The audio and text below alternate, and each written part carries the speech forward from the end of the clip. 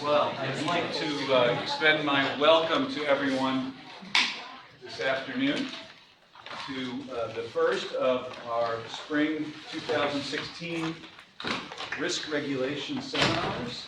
I'm Kerry Colanisi, and I direct the Penn program on regulation, a university-wide program dedicated to, of all things, regulation, with a title like that.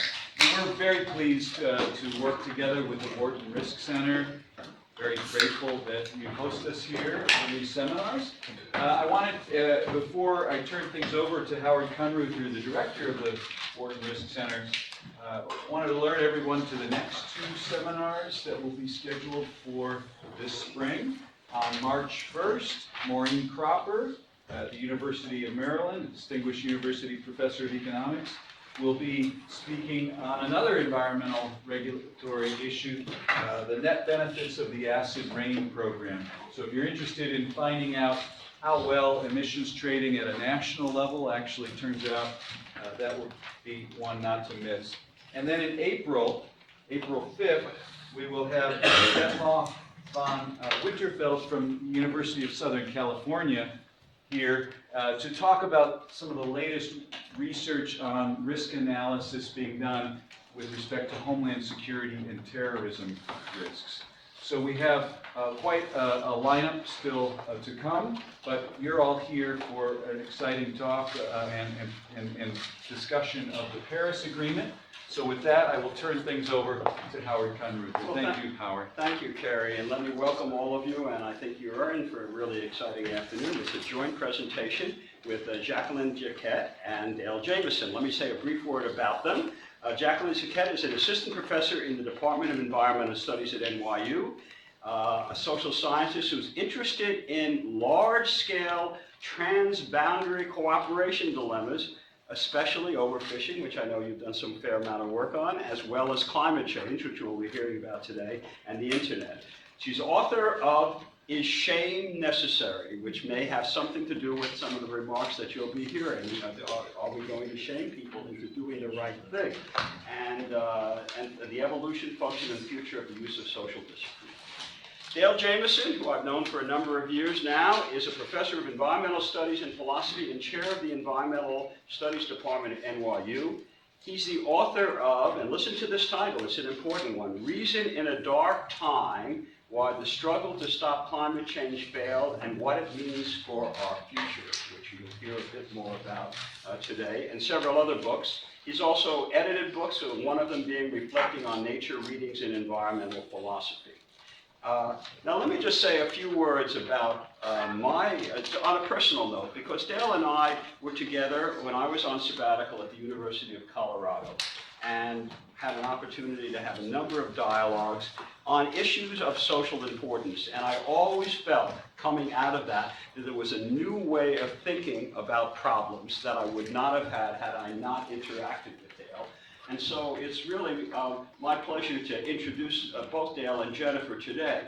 Now, what we're going to be hearing about is living with climate change. Will Paris make a difference? And I think what I know we're all aware of is there have been many different views of what came out of Paris.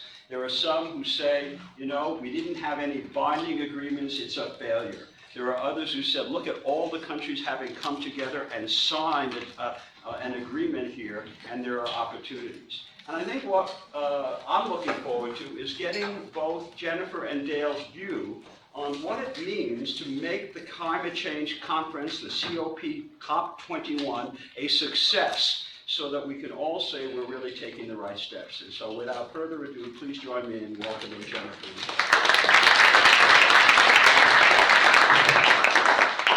So we have a lot of slides, but we will try not to monopolize your attention for too long so that we have time for discussion. This is basically the outline of the talk. I'll begin with this slightly ironic digression that I can't resist. Then we'll talk about the Paris Agreement and its relation to the FCCC. Then Jennifer will talk about the strategies that may actually make it a success. I'll come back to identify some vulnerabilities and to conclude with some soaring rhetoric. Yeah, I'll just say what FCCC is. Oh, I'm sorry. Knows. Yes, sorry. FCCC is the United Nations Framework Convention on Climate Change. And you will not only hear a lot more about that later in the talk, but you will see some mind-numbingly boring prose that is directly lifted out of the convention. So if there's one thing you will learn by the end of this, you will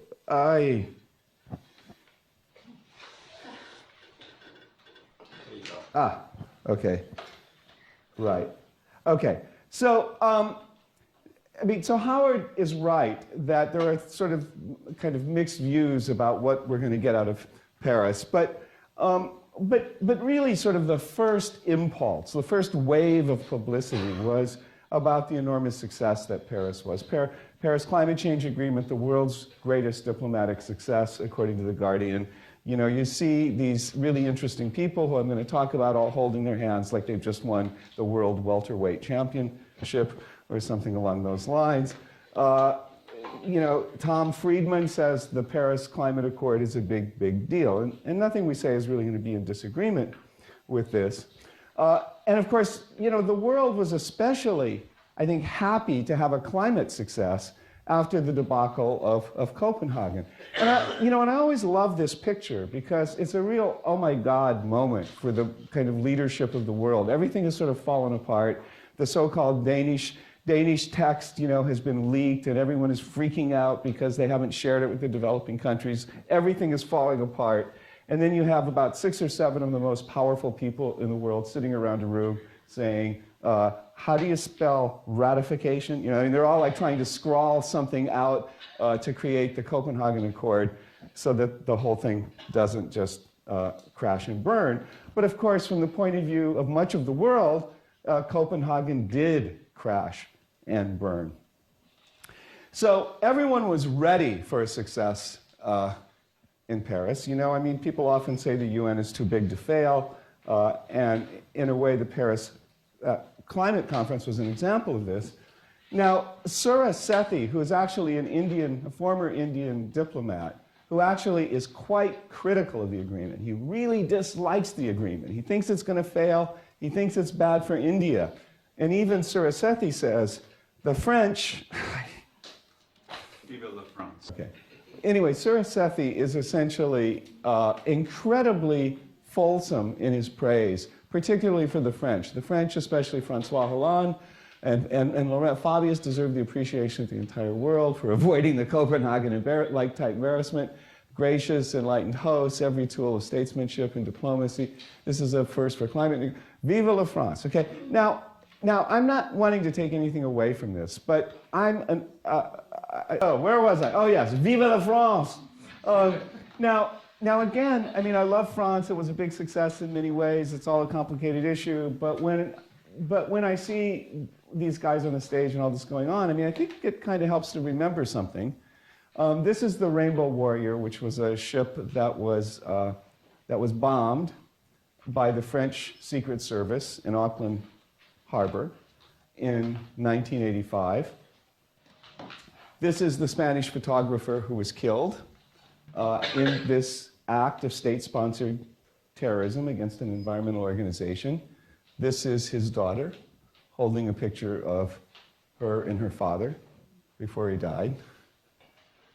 Laurent Fabius was the prime minister of France at that time, the youngest prime minister in French history. And after a period of a couple of months of denial, the French government appointed an investigator and still denied. And finally, in September, basically the French conceded that its agents had bombed the Rainbow Warrior. Fabius claimed, and probably rightly, that he had no prior knowledge of this, though he says, well, the truth in this affair is cruel. He refused to name the agents who carried out the attack. It would be unacceptable to expose military personnel who were obeying orders, right, to this kind of danger. You know, this is an act of state-sponsored terrorism. Now, subsequently, we have come to know that one of the people who carried out this attack was Gerard Royal. It's not clear whether he was actually there putting the bomb on the boat or whether he was on the Zodiac that brought the bomber to the Rainbow Warrior. but there's no question that he was one of the secret agents who was involved in this mission. All right, who's Gerard Royal? The brother of Ségolène Royal, former candidate for the presidency of France, and the Minister of Climate Change and Ecology during the Paris COP. And also partner of nearly 30 years of President François Hollande. Former partner for nearly 30 years. Yeah. Well, partner for nearly 30 years, no longer partner. Twice removed, I think, of President François Hollande. So when we go back and we look at these figures on the stage and we think, Vive la France, yes, but let's remember Prime Minister during the bombing of the Rainbow Warrior, Royal, who's not on the stage, brother of one of the agents who carried it out, and of course this was his common law brother-in-law.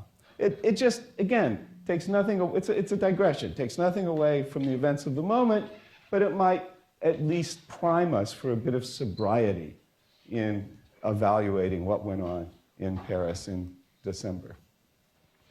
Okay, the problem that we face essentially with climate change is that climate change is a collective action problem, the world's largest collective action problem, and the task is to motivate climate change actors to do more than they would do on a business as usual scenario. That's essentially the structure of the problem.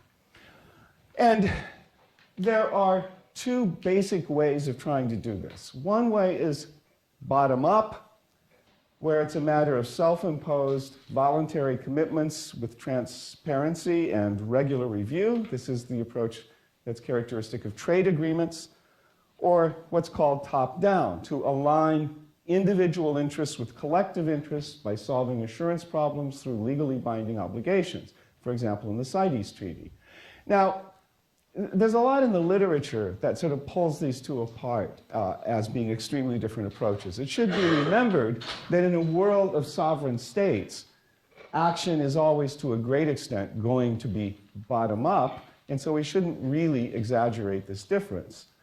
But again, a lot has been made of this. So for example, Dan Esty writes, the new agreement represents a breakthrough in a number of important respects. It shifts from a top-down strategy that relied upon national governments to mandate emissions reductions to more of a bottom-up approach. Now, actually, I think that's not quite right, that there really is a third approach we might think of as a hybrid approach, and the climate regime is an example of that, but the really successful precursor was the ozone regime. And it essentially involves the agreement to a framework convention and then the further establishment of protocols, binding protocols, that are within the structure of the Framework Convention.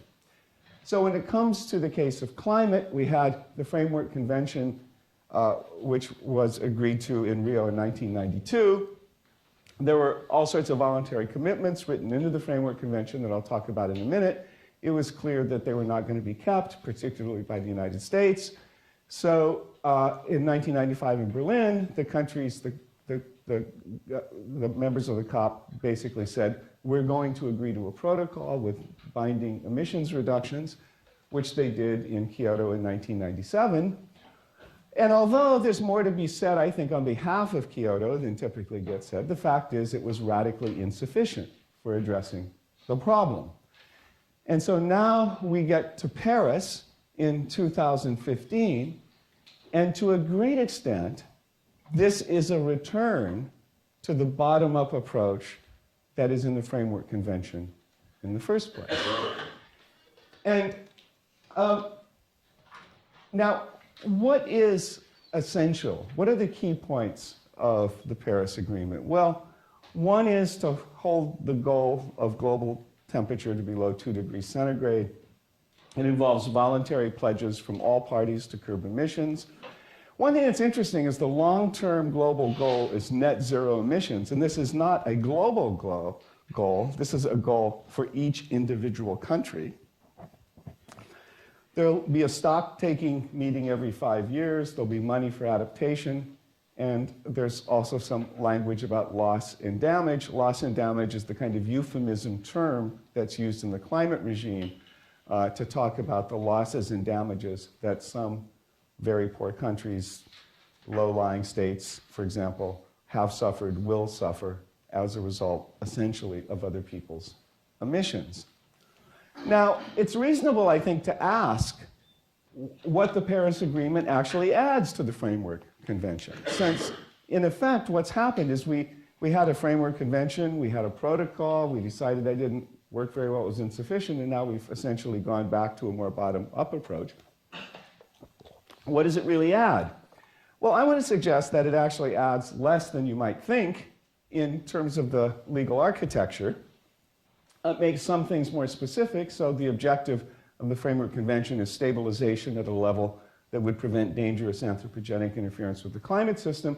Essentially, through the years, we've decided that that's notionally 2 degrees centigrade, and that's written now into the Paris Agreement. There are principles in the Framework Convention that the parties should be guided by. They should protect the climate system for the benefit of present and future generations on the basis of equity and in accordance with their common but differentiated responsibilities and respective capacities. Accordingly, developed country parties should take the lead. Okay? And as we'll see, those principles are in Paris as well. There are specific commitments that all countries have, not just developed countries. One of the things that's often said is that developing countries had no obligations in the climate regime prior to Paris. This is not true. Developing countries had a whole list of obligations. Now, you might not think they were particularly onerous. They actually were onerous in some respects for some countries, but that's another question. But again, they have to do with making national action plans to mitigate climate change, for cooperation, to promote sustainable development, to cooperate in preparing for adaptation, to take climate change considerations into account when it comes to planning. So there's a whole list of commitments that all countries had. And the developed countries in particular had some further commitments under the Framework Convention. And B is, of course, what's most important here, that in order to promote progress, each of these parties shall communicate within 6 months of the entry into force of the convention, and periodically thereafter, detailed information on its policies and measures with the aim of returning to their 1990 levels these anthropogenic emissions of carbon dioxide and other greenhouse gases. Now, you might think that the only real problem with the Framework Convention is that the developed countries didn't live up to their obligations. So what does Paris add to this? There's also language in the Framework Convention on new and additional financial resources, also to aid in adaptation, technology transfer, and so on. Well, essentially, Paris is Copenhagen. This is according to Dan Badansky. It essentially has, rather than using the language of the developing countries, the so-called Annex I, non-Annex I countries, it essentially asks for pledges from all countries. It's a durable agreement in the sense that there's no expiration date for the Paris Agreement. It will go on forever. And it provides a rule-based structure for how to go forward in the future.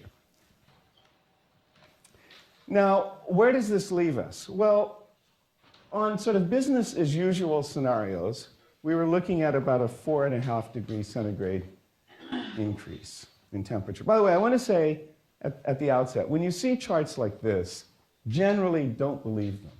Because the truth is, nobody really knows much that's very determinate about climate sensitivity.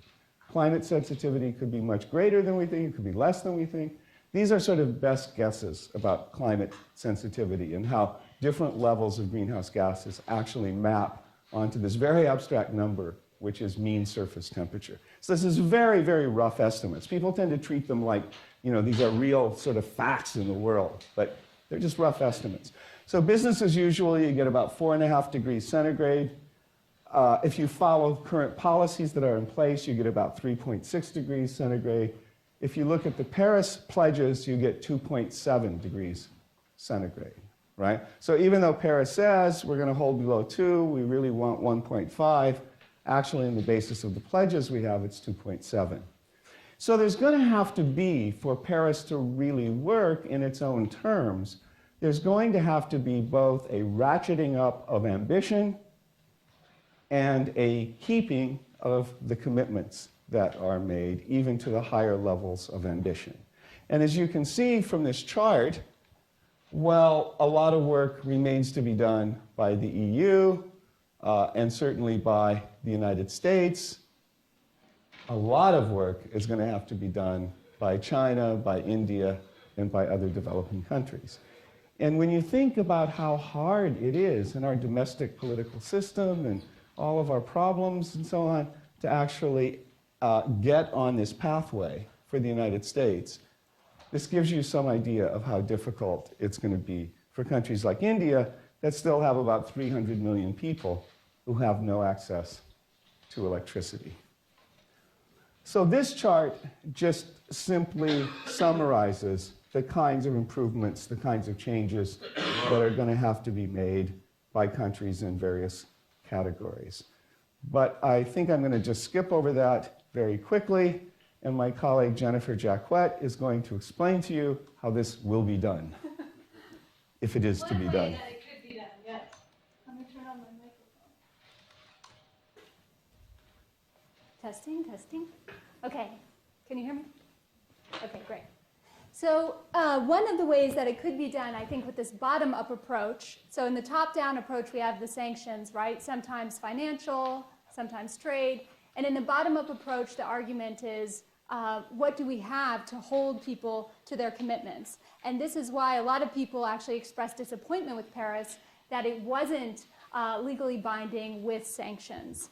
And then the US delegation kept doing their PR to try to convince people it was legally binding, but the sanctions indeed were off the table. And Thomas Schelling has this nice line that a potent means of commitment, and sometimes the only means, is the pledge of one's reputation. And I want to argue that reputation is a really important element of cooperation, that it works at scale, and that it's particularly valuable in cooperation dilemmas, rather than in certain other types of dilemmas that we might get to discuss.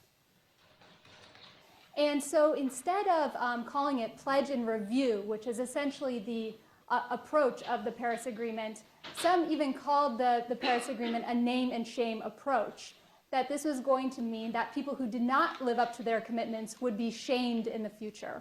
Now, what do I mean by shame? Is the US really going to feel shame if it doesn't meet its 5-year target? I'm talking about shame as a tool, as a way of stigmatizing or singling out a transgressor to public opinion. And what's interesting about the Paris Agreement, having 196 parties on board, is that does change what is normal with regards to climate action. And we know that stigma is maximized at very high or very low participation rates, depending on the problem. So, like I said, I am interested in shame as a tool, less so as an emotional response, as a psychological response, and as a way of changing behavior, even at scale. But the way that we study cooperation and some of these tools is often in the lab with individuals. So I just wanted to start with an experiment my colleagues and I did using reputation to see if the threat of shame or the promise of honor would enhance cooperation in a real-world dilemma. So you can decide how real-world this is. These are undergraduates who come into the lab. We divide them so that they can't see one another, and we give them a fake name, and they can see their decisions along with the decisions of the other players in the room on a screen. They're also given money to start the game with. This is just a typical public goods experiment that is designed to capture a cooperation dilemma. In this case, they started the game with $12 because they were playing for 12 rounds, and they had the choice to give $1 or not at each round of the game. Now, these are really common experiments, again, designed to look at cooperation. There's often punishment built into these games where you can pay a certain amount of your endowment to extract an even larger amount from a player who's not cooperating. But this has been the way that punishment has been conceived of in these economic experiments. So very much like the top-down sanctioning approach. I was curious about this kind of bottom-up reputational effect. So these were the first experiments where we said punishment will not be monetary at all. It will be reputation-based. So just to finish explaining the experiment, what they do is they can give them $1 or not at each round to a public pool, and then this money is doubled and redistributed evenly among all players regardless of whether or not they cooperate. So this works very well with undergraduates because we say, think about a group project where you'll all get the same grade no matter how much each of you contributes, right? But if you all don't contribute, you'll all fail the project. But the temptation, of course, is to free ride off the hard work of other people in your group and still manage to get an A. So in a scenario in which everyone gives $1 in the first round, everyone gets an additional $1 back. We double and redistribute the money, and so every player at the end of that first round actually walks away with $13 instead of $12. This is real money. They're playing for keeps. Doesn't seem like a lot in a business school, I know, but they really play like it matters. And then there's a scenario where everyone defects, and this is exactly how we explain it to them, and everyone just keeps the money at their desk. They all get the $12. Now, here's where we get the tension, where 3 players give, 3 players don't. We double that $3 to 6. Everyone gets then $1 back, and now we start to see this asymmetry emerge where some players are better off than others. So again, the sort of individual self-interest is maximized if you do not donate, but all the 5 other players in your group do donate. But if everyone thinks this way, cooperation devolves. So in our experiments, at the end of round 10, we told students that we would ask the 2 least generous players in the group to come forward and write their name on the board under a sign that said, I donated the least. And then they would sit back down and play 2 additional rounds. So this was to test the threat of shame just to cooperation in general. Yes, we had ethics approval, and yes, all the students in the room knew the rules of the game when it started. They could opt out if they wanted. They could also avoid the shame if they wanted. And then we had a treatment in which we allowed honor, where we said the exact same rules of the game. We would call the 2 most cooperative players up to the front of the room, and the other 4 players in both treatments would remain completely anonymous. Now, this is just to get at some of these theoretical underpinnings about the way reputation works. And this is some real data from a game in which 2 players who donated the least, you can see their contributions out of 10 rounds were 0. This person gave $0 out of 10, perhaps the United States of the group. And this player only gave 4. Now they maximized their overall earnings from the public pool, but they were also called forward to write their name on the board. So I gave them blushes to simulate the shame. I didn't actually see anyone blush, interestingly. And then we had honor. This is some real data where students gave, again, a kind of spread of money to the game, but these 2 players gave distinctly the most. We opened up envelopes where the pseudonym was attached to their real name. Those 2 players came forward. They sat back down. Again, there are no financial benefits to this reward and punishment. It is purely a reputational effect. They have the financial benefits only from the game. So we also asked, what was your strategy when you played? Because we were trying to get a sense of how people responded to this tool, whether or not it affected their decision making. Incidentally, we also had a control in which everyone remained anonymous for the entire game. So this player says, I had no strategy, I gave more to earn more. We had some evidence that players did want to receive the honor. Eventually, I wanted to be known as the top contributor. But we had a lot more evidence that players were trying to avoid the stigma of shame. They did not want their name exposed. I did not want to be the least 2 contributors. I didn't want my name on the board. Then we had some perhaps business school students. I didn't give at all because humans are selfish to begin with. I disagree with working toward the common goal. Hence, my theory was right. The more self-centered you are, the more money you get. Even though in almost every game, players walked away with less than $24. So they could have had more money if they had cooperated.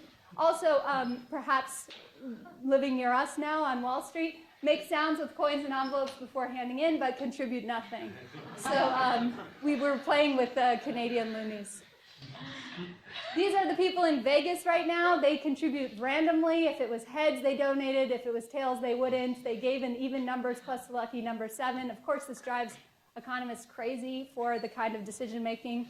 I contributed at the 4th round because 4 is my lucky number. You're just like, I'd rather not know your strategy. And here was our smartest student, I thought. I gave it first, and I stopped giving because other people are stupid, selfish, and don't know how to do math. So kind of sums up. That is probably the business school.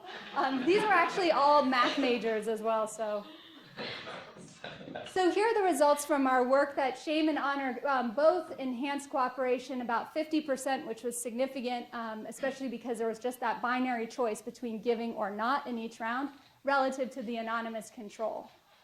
So this was just trying to lay some foundational literature to show that reputation can enhance cooperation even without an additional financial incentive.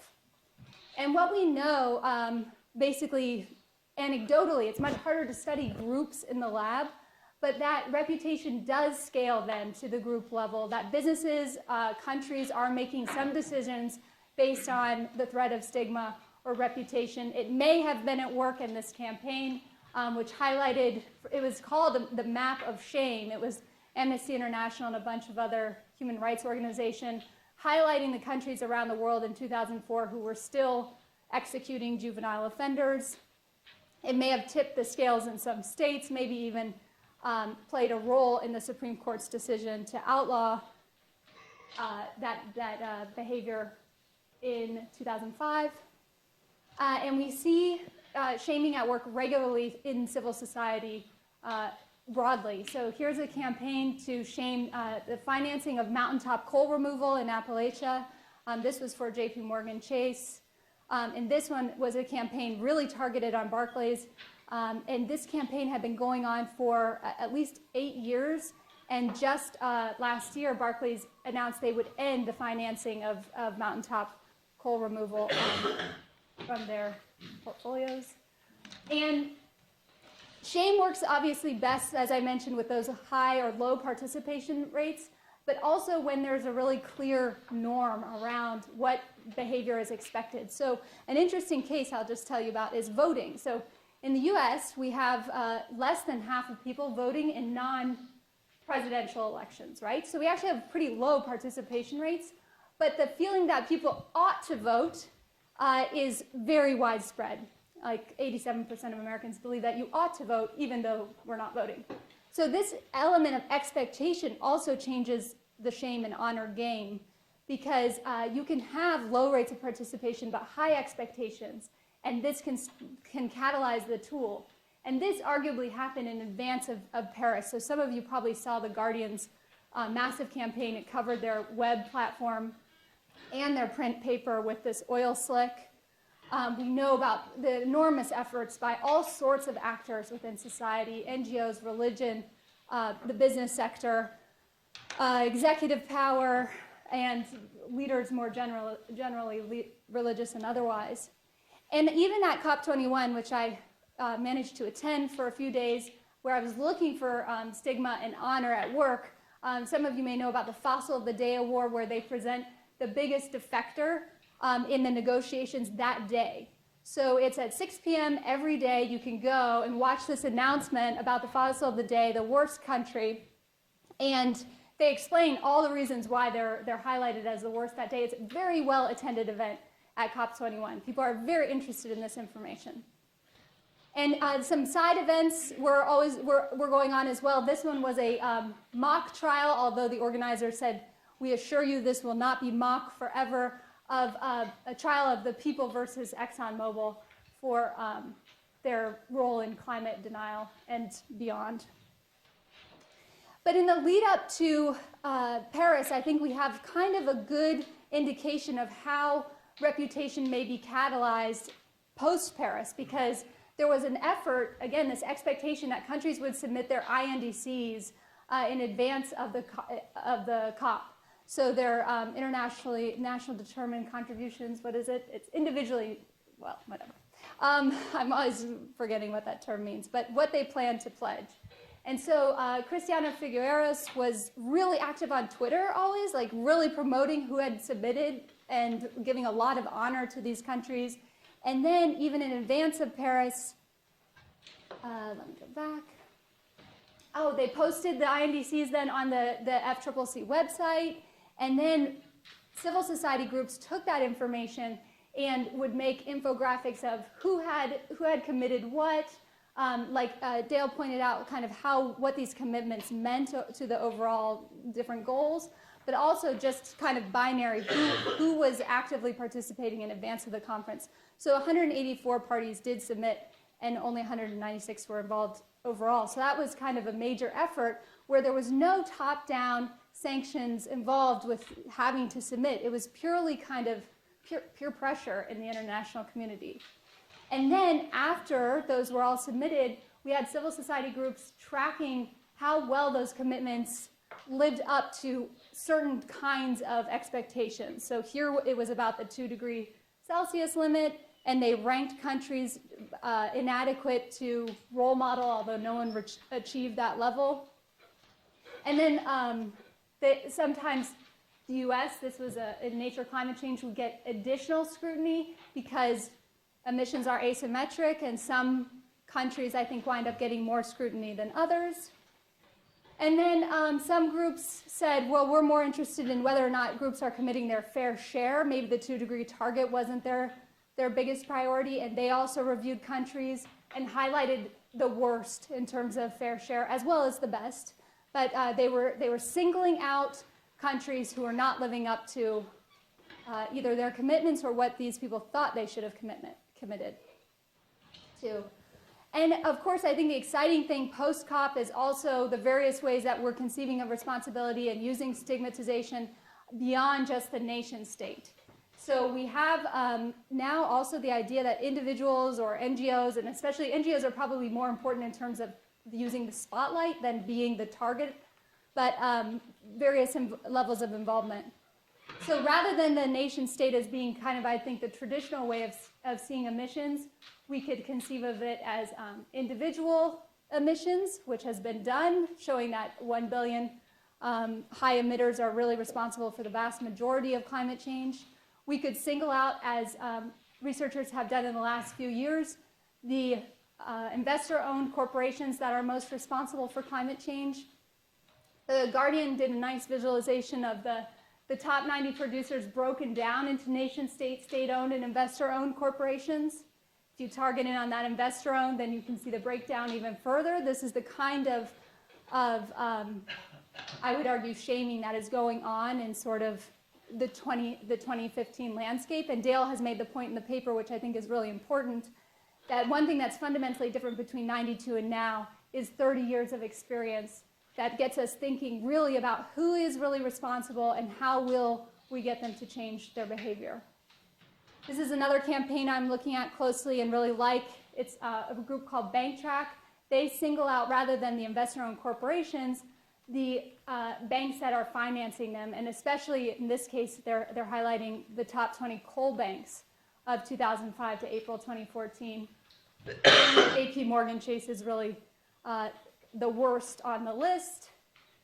And then the way individuals now are kind of being asked to be engaged is not through just their individual emissions or their carbon footprints, but it's through their retirement funds, shifting their investments to no carbon funds, and through their shareholder behavior and activity. So saying that you're going to be singled out as even a shareholder in the future if you don't vote for climate change mitigation. So just to finish up, there are two main points I want to make. That shame really works best in social dilemmas where the group cares about the outcome, right? So this is an app that alerts your entire social network if you push the snooze button too many times in the morning. This is a total, I think, misfire of when shame should be used and when it will work well. I don't care, right, if you've overslept for your job. Maybe if your boss is part of your social network. And then some of you will say, well, you showed us that shame and honor work equally well. Why focus on the stigmatization side? And I think what you'll find is especially in threshold public goods dilemmas or collective risk dilemmas where you really need a certain amount of participation to get the dilemma into a sort of a tipping point, like vaccinations, like climate change, you'll see that the attention tends to be toward the defectors rather than the best players. But I think both will be at work in the future and are part of the package of Pledge and Review. Yeah? So,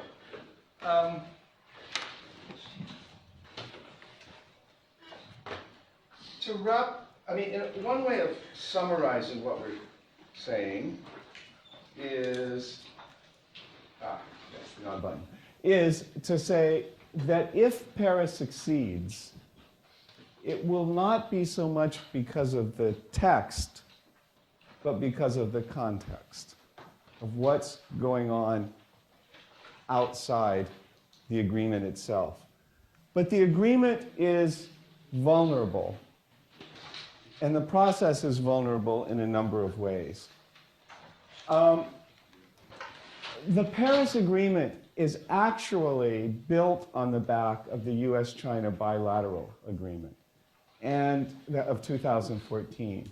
And US, China, and India together are responsible for almost 50% of all emissions. If those relationships are not maintained, the whole agreement could become irrelevant. There's also a resistance to transparency, certainly third-party review transparency in both India and China that could become problematical in the future. There is also a kind of schizophrenia and opacity in American politics that can send paradoxical signals to the rest of the world. For example, the recent Supreme Court decision that essentially stayed the Clean Power Plan may not, in the long run, actually materially affect US emissions. But it sends a very confusing signal to people outside the United States about whether the United States will continue to be a cooperative partner, especially with respect to an agreement for which President Obama has taken a great deal of credit. Then finally, some people have said that one of the things that's really important about Copenhagen is that about Paris is that the stark division between developed and developing countries has now been dissolved. We've gotten past that. The language of Annex I countries and non-Annex I countries isn't in the text of the Paris Agreement, but it's still there. That language is still in the Framework Convention on Climate Change, and the tensions between developed and developing countries actually remain very high. And a lot is going to depend on the $100 billion adoption fund and whether the developed countries really will pony up that money, because that's really what's in the agreement for the developing countries. So, was Paris a success? Well, there's an old apocryphal story. It's actually apocryphal, but it's still a good story, that Zhou Enlai was once asked whether the French Revolution was a success, to which he is supposed to have answered, "It's too early to tell." Thank you very much. I'm bringing you both up here, and what we'd like to do is we'd like to just get some comments and questions for Dale and Jennifer. They've obviously stimulated an interesting dialogue here, and your experiments certainly raised some very interesting questions. I'm going to start off with a question, and then we'll open it up and people should introduce themselves. I think one of the real challenges, at least in hearing what you had to say, was the fact that there is shame and there is honor, but there's also economic considerations that each of these countries are facing. And the developing countries face them, and clearly the developed countries as well. And we've heard a lot about that. I'm wondering if you could say a word about how you balance off, or how you manage to sort of bring together the concepts at the end of the day. That, we may be, shame is a part of it, but we also are going to suffer if we have to do a set of things. And how do we sort of balance that off? And could each or both of you? Right. So the first thing to say, I think, is is not maybe very popular in a business school, but how even economic welfare is construed with respect to a problem that has a time horizons of centuries depends on normative assumptions. So, for example, whether a particular policy is in your economic self-interest depends enormously on the discount rate that you attach to future damages. And that decision about the discount rate, I would argue, is not itself an economic decision. It's essentially a value-driven decision that depends essentially on the prevailing attitudes towards the future. Now, what I think is more important than just simple economic benefits are distributional considerations. And that has a lot to do with particular governments and particular societies that have higher and lesser degrees of tolerance for distributional dislocations. And that, too, is a kind of cultural and value-driven fact. Well, and you used to say, or you are saying, I think I have it on, but I think you should mention about the slavery issue, which maps well onto that question, too, no? Yeah, or is that 2014? So I don't know if this is directly relevant, but maybe. So in another paper, I've tried to, I've looked back at this question. Where has it been the case that people have actually, a society has actually made dramatic change when it seemed, in this case, to be contrary to its economic self-interest? And the really clearest case, I think, is the British abolition of the Atlantic slave trade, which at that time was responsible for, depending on the estimate, about anywhere between 2 to 4% of British GDP. They owned the Atlantic slave trade, and yet they were the first nation to abolish it. And it's interesting to go back because at the time, they had a lot of wacky economic theories about how they actually weren't going to be hurt economically by abolishing the slave trade, which turned out actually to be wrong. But sometimes people tell themselves these false economic stories too to help them do the thing that they think is the morally right thing to do. Why don't we open it up and have some questions and also introduce yourself? You could, please. Hi, I'm Rob Struck. I'm a second-year MBA student here. So I have two questions for you, kind of related. If it's too early to say, when do you think we'll have some leading indicators in order to determine whether we're kind of on the right course or not? And if this last COP was such a big success, what does the next one entail? Or are we done with COPs forever? Well, COPs happen every year, just like winter and summer. There's going to be something called a facilitative dialogue that's going to be coming around in a couple of years. That will begin to give us the first hints of where things are going. And in 5 years is the first stock-taking meeting. And by then, I think we'll really have a very clear signal of what direction countries are going in. Yeah, please. And then introduce yourself. Yeah. So I'm a senior here in Wharton. And so you both studied this question from a more almost philosophical and social perspective, and I was wondering, do you think to be able to achieve the goals that we want to achieve, the 2 degrees Celsius goal, will we need an environmental leader among all these countries to kind of lead everybody forward, or just make sure that there's no one lagging behind, but do we also need someone forward?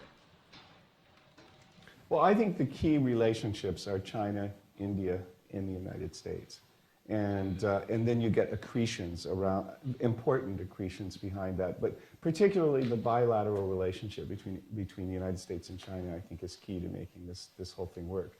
And of course, that can fall apart in all sorts of different ways. It can also be true that each country, because of independent economic and political motivations, still may stay in the same trajectory, even if the bilateral relationships are not doing so well. So there's a lot of uncertainty here. But I think you really have to look at the big emitters. Do you have the feeling if they cooperate and do the sets of things that are going to say they'll do, that will be a real catalyst for, this is part of the dilemma, the commons dilemma problem. You have few leaders that will train the others, or at least the others will honor commitments as a result of that. That's the hope, I gather. Right, and also going back to your economic point, Howard, one thing I think people tend not to think about is, is we have this incredible economic concentration of power traditionally in the Middle East, but in the North Sea with Norway and Britain. The fossil fuel industry has created these economic powerhouses. As the world will get off carbon at some point. The question is when, how much damage will be done, how much change will occur. And there's going to be new concentrations of economic power that's going to be around renewable energy. And I'm convinced that China wants to be the Saudi Arabia of renewable energy, and that that's part of what motivates China to partner in this agreement. Introduce yourself, please. Dave Cragen with Merck. And I'm interested how countries made their commitments. Just to take a specific example, the Philippines committed to a 70% reduction. But an article in the Wall Street Journal in December said by 2020 they're planning to triple their coal use, and by 2035 be the top Asian economy dependent on coal. So how does those two factors mesh? Some of them are just plain delusional. I mean, I was in Mexico at the time that they were making their commitment, and we're talking to some people who are involved in domestic climate change policy, and they said that the way to explain Mexico's commitment was entirely that they wanted to be an early actor in alliance with the United States. That was all. So there's a lot about this which is very flimsy and very puffy. But So what do you think is going to happen? I mean, I think Steve's question, though, raises a point that people say they're going to do things and your feeling is they won't. Or they'll be shamed into not doing it or honored into doing a better job. I'm trying to understand essentially how that's going to play out. yeah, so I think we have to think about this a little differently in terms of the high and low participation rates. We have to layer on top of that the asymmetry.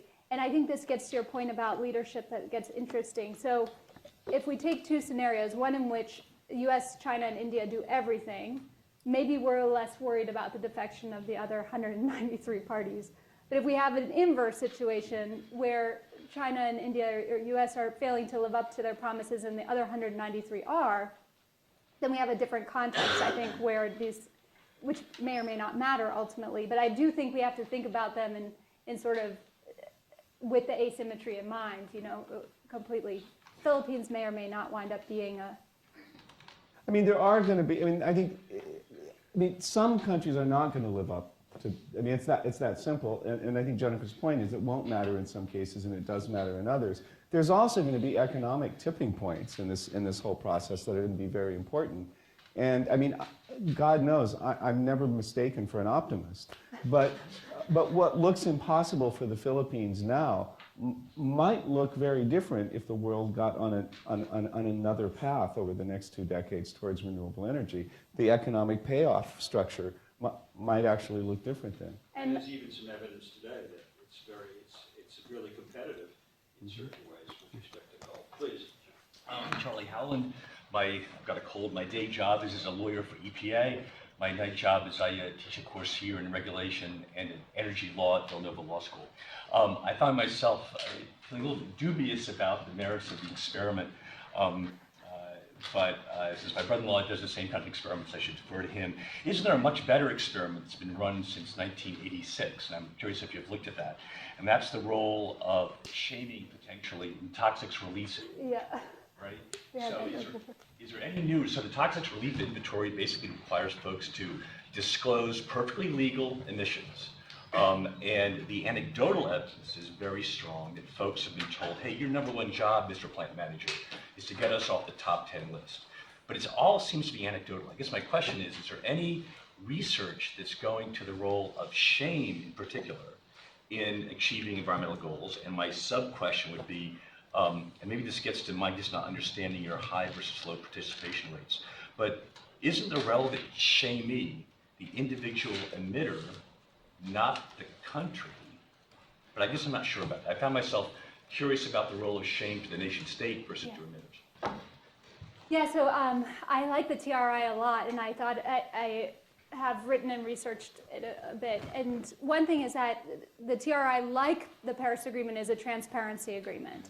So it does not actually, it's civil society and newspapers who actually single out the worst emitters in terms of toxics. And perhaps like with Paris, and I think there's a lot of lessons to learn with TRI, is that initially the firms that were like on the top 20 list actually did disproportionately ratchet down their, so I think that shows the kind of stigma at work. But over the long run, because as you point out, it's been around for a while, we actually see much more patchy progress than I think the TRI had originally anticipated. So that some of those firms that were originally really cooperative and reduced their emissions then gradually increase them again, so that today they're now at the same level that they would have been in the absence of the TRI, perhaps. And so I think that there's something to learn from the TRI, especially in terms of, and this is one thing that we point out in the paper, and one thing that's really worrisome is how much this does rely on the attention, the stigma, the anger, the demonstrations, the pushing, the conversations around climate change. And I think with toxics, they have faded into the background a bit, and that's, I think, the worry, is that maybe climate change, people will get what they call climate fatigue. So there's, I think, a real concern there. I might just add that TRI is review without pledge. So Paris has that extra element, which is also potentially, I think, efficacious. Okay, we have a few questions here. Start over here and work our way up. Please.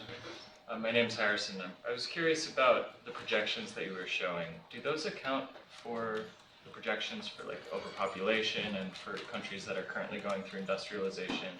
And how do you think that, like, do the COP agreements actually account for those types of things? Like, do they offer solutions to those countries that will be going through industrialization in 10 years? Well, so those are two different questions. So one question is really sort of about the numbers. And I mean, the projections of business as usual temperatures, for example, and on pledges. Right. The answer is notionally yes, but as I was trying to point out, those numbers are not, I mean, what you can really read off of that graph that we showed you is business as usual is worse than what people are actually doing in the world. The perfect conformity to pledge world is better than what people are now doing. And even under the most optimistic scenario, it's not nearly good enough. Now, having said that, the uncertainty is likely to make it all much worse than much better, although if climate sensitivity turns out to be different than we think, then it could be better. I mean, the second issue that you raise is the single most important and fundamental issue, and it goes back, I guess, to another graph that we showed, or the 1 billion major emitters graph that Jennifer showed, which is that, you know, we live in a world where emissions are just orders of magnitude different between people and countries. 300 million people in India don't have any access to electricity at all. So the problem is a much more difficult problem, you know, than the normal kinds of public goods problems that we're used to thinking about, because hundreds of millions of people in the world need to use more energy, just like billions of people in the world need to use much less energy. Particularly difficult problem. So that raises, I mean, let me just interject with a comment or question. That really raises the broad economic issue of how do you have cross-subsidies where they're appropriate? What is the role of the developed countries in dealing with this to help the developing countries along the line who say we can't afford this, we can't do this? And India being certainly an example where it's not clear that they would be able to meet their pledges. Are there some thoughts that you have on that issue, or want to bring up? Well, I mean, so I don't know if this really sort of rises to the level of a thought, but I mean, the problem is that problem has been recognized since the Framework Convention on Climate Change, and so all of the language is in the Framework Convention about the need to help with technological transitions, the need to support adaptation, the need to share information about mitigation. All of that is there. There's been talk about this $100 billion adaptation fund that was actually in Copenhagen as well, because those 7 guys in a room who were trying to get out of town without being, you know, strung up by civil society. One of the things they did is they said, we'll give poor people $100 billion, now let us out of town. And so then that's continued to go into Paris, but nobody knows how that money is going to be computed in the first place. $100 billion is a different thing if I give you a check for $100 billion, or if basically DuPont is going to do $100 billion worth of investment. So all of that remains, you know, to be seen. On the table. Well, and there are some people who are really optimistic about the lack of path dependency in those countries, the lack of infrastructure, the idea that you never have a landline, you go straight to a cell phone. The same could be true for solar, right? This is what everyone is. I think there is an optimistic side of that conversation too. You had a question here. I had a- Introduce yourself too. I'm Koji Miyazaki. I'm from Japan. I have a question about the role the private sector plays in the context of COP21. So recently we've seen increased commitment of the private sector, such as we've looked at how Walmart is redefining its sustainable supply chain management, or we've seen BP's executive talking about climate change action. So I was wondering how the private sector will come into what COP21 is talking about, and if private sector is already taking initiative, what exactly is the role of governments or the role of international society to prevent this problem from happening? Well, one stigmatization campaign at COP21 I didn't mention was the concern about the number of private energy companies' involvement in COP21, right? So you probably saw some of the news around Paris. They had this huge display dedicated to that in the center of Paris. But I think that to me, that's my main interest in business, is that, you have Exxon, who's in 35 countries, 100 some countries, 35 biggest economy if you look at revenues. And its role in climate, I think, is arguably more important to some degree than perhaps even the small island states or something like that. So do you have one private sector? No, obviously the private sector is going to be hugely important, but it won't act autonomously. I mean, that's the business as usual scenario and all the stuff Howard's talking about how we create structures to move them, of which these informal sanctions are going to be part, but also restructuring economic incentives will be part as well. They're important. In the back, please. Your name, please. Yeah, Catherine. How do you think the change in U.S. government is going to affect commitment to the Clean Power Plan? And how's that going to affect the COP21 commitment? We're divided on this issue, so Dale should go first. He's the more optimistic one. That's another seminar. So I'm basically a structural, more or less a structuralist about American climate policy, in the sense that I think if you look at it historically, from 1992 until present, it hasn't changed very much. The signals that parts of the American government give to the international community change. The rhetoric changes, but by and large, the emissions have, essentially until fracking hit, emissions were steadily increasing, and they happened after Al Gore wrote Earth in the Balance and became vice president, and they continued when George W. Bush became president. Because I think we're talking about kind of deeper structural factors here. So, and also, I tend to see this issue as not one, will this happen or not, yes, no, on, off. I see this as sort of, this will happen. The economy will decarbonize. It's a question of how to get there, how quickly. And with a lot of social change, things happen, very, very late. I mean, how long did it take to get the lead out of gasoline, How long did it take to get seatbelts in cars? Because people, there's a lot of economic actors that are hanging on to the marginal dollar, in a business as usual scenario until they can't anymore. Political leadership makes a difference, but I don't think it makes that much difference. One vision. Yeah. Jennifer has the other view. Well, I have the vision that I left this country for Canada in 2005 and worked on climate change for my master's and felt like there was absolutely no progress and feel totally different about it now. And I can't relate that exactly, right, to a change. Maybe there is a structuralist idea, but the idea that we can talk about climate change now, that the science is generally accepted by our president, I think those are important changes. I would hate to go back to a period where that was not the case. And I think that's a really important issue. We forget what it was like a few years ago, at least now. He certainly has. He's so positive about it. Everyone, please introduce yourself too. I want to say, I'm the executive director of our research center here. I think the illusion of Paris, coming from a French person who grew up in Paris, is also that all of that was led by a country which is getting 75% of its energy from nuclear.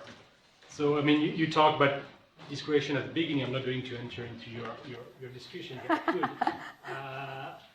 Not in front of many people, at least.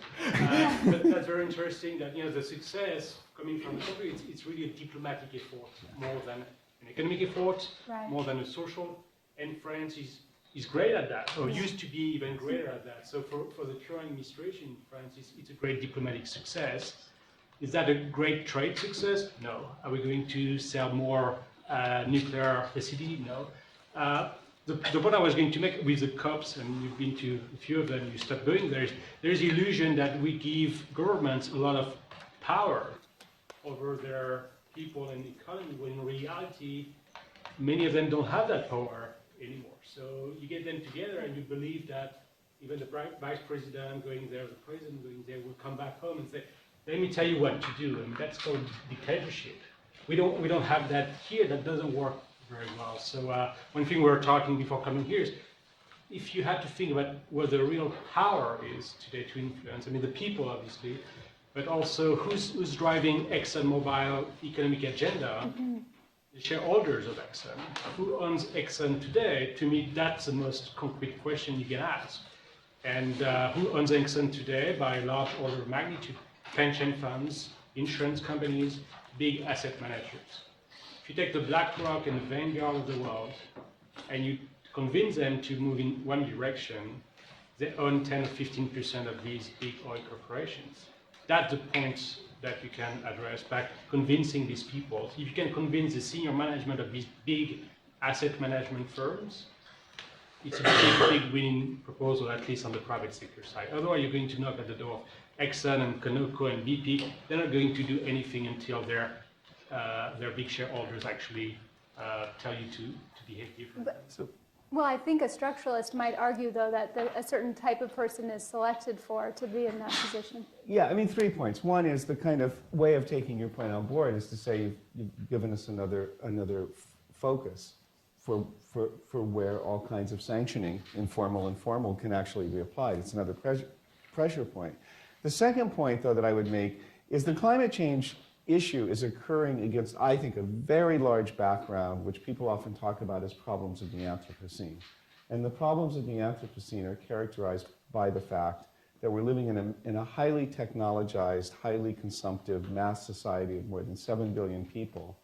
And people are bringing about a radical remaking of the planet without this being intended, without there being anyone who really claims agency over these outcomes. And I suspect, you would know better than I, that I suspect these fund managers would also defer their agency to someone else when they come under pressure, just like the pension funds defer their agency to talking about their fiduciary responsibilities, et cetera, et cetera. And so we go around in the circle of evaded agency. And that is a problem, I think, that is really the core problem that we face. The other thing I want to say, lest I sound too much now depressive or deterministic or structuralist, is we do know that that governments can make a difference and climate policy can make a difference. I mean, Germany is an excellent example of this, for example. So it's not as though governments no longer have any ability. One problem we have in the US, which is a whole other conversation, is really, I think, a kind of democratic deficit that actually makes it very difficult for popular preferences about many subjects to actually translate into effective policy. We have seen that for sure. Question over here, please. Yes. Yeah, hi, I'm Jennifer Ruger. I work in global health governance, and so I'm interested in hearing more about the positive side of this, not just the shaming and the honor, but the moral persuasion and the education, and in terms of possibly reconceptualizing interests and aligning a broader conception of interests with some sense of what the right or ethical thing to do is, and sort of if you could talk more about those strategies. Well, I mean, so if you look across different organisms, and especially non-human animals, you'll find punishment very regularly to enhance cooperation. I think where humans are especially unique is in reward. I mean, this is where it seems like we are bizarre. And I think the idea of, I mean, the Guardian's been really active with this, at least in the private sector. You know, their Sustainable Business Awards. All of my students in the business school at NYU want to be Elon Musk. The B Corps initiatives, right? The idea that you can get a lot of prestige, but also make very good money by being a corporation more concerned about social impact. I think that's all underway in the private sector. And I think we are getting, there was plenty of that at the nation state level as well, in terms of, at least my impression with Christiana was she was very much a positive force in all of this in terms of the INDCs and everything, encouraging. And it's not like we're intending to say that the stigma or shame or the stick will be the only means of promoting cooperation, but just why it might be of particular interest. I mean, the other thing is these things often, you know, we often pull them apart like, oh, this is all negative, this is all positive. But these things actually they're very closely tied together. So going back to this story of the British abolition of the Atlantic slave trade, one of the real challenges there that's also, I think, an analogous challenge to climate change was to make the distal effects of something proximate in people's lives, right? So part of the problem is we go around, we emit carbon, we buy stock, we do whatever we do. You know, it emits this colorless, odorless, tasteless stuff into the atmosphere where it does a bunch of complicated stuff that only scientists understand. And then there's a hailstorm that wipes out your Mercedes or something, you know. It's like, and then we go. But I mean, it's so somehow the challenge is to make those distant effects felt in your life. And in Britain, one of the most effective campaigns that was undertaken was the blood sugar campaign. And essentially the campaign was to get people to see sugar as blood. When you used sugar, you bought sugar, you interacted with sugar, you would see the blood of the slaves who produced that sugar. It was an enormously effective campaign. And it has a shaming side, you're eating blood sugar, but it has a positive side. I'm a righteous man who drinks my tea without sugar. I just wanted to, first of all, thank you, Dale, for I think the refrain from Ecclesiastes sort of comes to mind in comparing the framework convention language with the Paris Agreement, which was just quite striking. I want to pick up on your point about evading agency, and I wonder if that's one complicating factor with relying on shame in a governmental context. And I'm wondering if, particularly for a country like the US with a division of power, right? You mentioned the Supreme Court stay. Is the Supreme Court shamed? Dale does, yeah. Is the US shamed? I mean, who is it that's shamed if the Supreme Court does that? So we have this difficulty in government is it's a different type of collective action problem. It's a collective problem of assigning responsibility in a collective system, right? And then we have also we have sort of cross-sectional diffusion of authority that allows the evasion and maybe a dissipation of shame. But we also have Howard's observation about not in my term of office, right? And that's a dimension, your temporal dimension, if indeed a country, the US, doesn't meet its targets, is it the responsibility of whoever happens to be president at that time? With this administration, for right or wrong, I mean, it points often to problems that it inherited from the Bush administration. I'm sure the Bush administration did the same with the Clinton administration and so forth, right? So we see that sort of thing happening all the time. And I guess at the end of the day, should we be, this is your question, should we be hopeful, or are we really still in, a dark time? Well, so honestly, in a way, from my point of view, this talk is in a way deflationary because in terms of legal architecture, we don't have much to show for 30 years past the Framework Convention. So if there is anything to be optimistic about, it's this sort of stuff Jennifer's talking about. It's all the stuff that's going on around.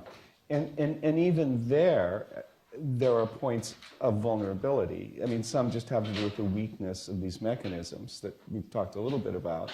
But some has to do with these specific vulnerabilities. And in the case of the American political context, I mean, what you say is right on. And I would just put this very kind of almost aphoristically, one problem that we have in the United States with respect to the Paris Climate Agreement is, okay, here's another way of putting it. When the bilateral deal was made between China and the US, and you read the American press, it said, well, I don't know about those Chinese. Will they keep agreements? You know, and of course, this was, from my point of view, entirely the backward question, you know, to be asking. And now we're in a situation where, because the American political establishment, whether it's the court, whether it's the Congress, whether it's the president, we talk to ourselves, and we tend to be almost wholly unaware of the signals that we're sending to other partners with whom we have to cooperate in this area. And sometimes our signals, as in the Supreme Court stay, can actually be much worse than, you know, the actual substantive effects. So I think it's quite possible that the United States could really be the major threat to the success of the Paris Accord, while in terms of our domestic politics, we won't even have understood what we did to bring it down. Well, I was just going to say that Dale and I were talking on the train here about what this 30 years has meant. So, for instance, that the bank track people, they say we want, of course they need to be sort of, the entity we go after has to have bad behavior, but they also have to be capable of changing. That's why they go after banks rather than the coal companies themselves. So I think the strategy that civil society is taking is also interesting, that they're saying, I'm not wasting my time on Inhofe. He's not going to change. His constituents are not going to change. We're going to go after these other senators or other politicians who are more on the edge. And everyone's thinking that way now, I feel, more than they used to be, at least from what I can see in the literature. So we're going to have to bring this to a close, and let me make just a couple of comments at the end that amplify on the points that have been made here. I was involved over the last 4 years with IPCC, and in the process of that, we had to bring a whole set of countries together at the last meeting, and they argued for 8 hours as to whether or not they were going to have a statement that climate change is a global commons problem, and it finally got into a footnote in the final report. I think things have changed radically since that time, really, in Paris bringing that up, and you highlighted that. This is a global climate problem, and it's a problem, really, that you've highlighted for all of us, that you're going to have to bring in these dimensions, such shame and honor and other things, along with a lot of other factors that have been brought out today, and I think that's what's made this discussion so fascinating. The social norms have got to change, and this is part of what you're talking about. And I think we're all going to look forward, and I think more optimistically, I think after this discussion than before, to trying to see ways of really dealing with this problem. So please join me in thanking our two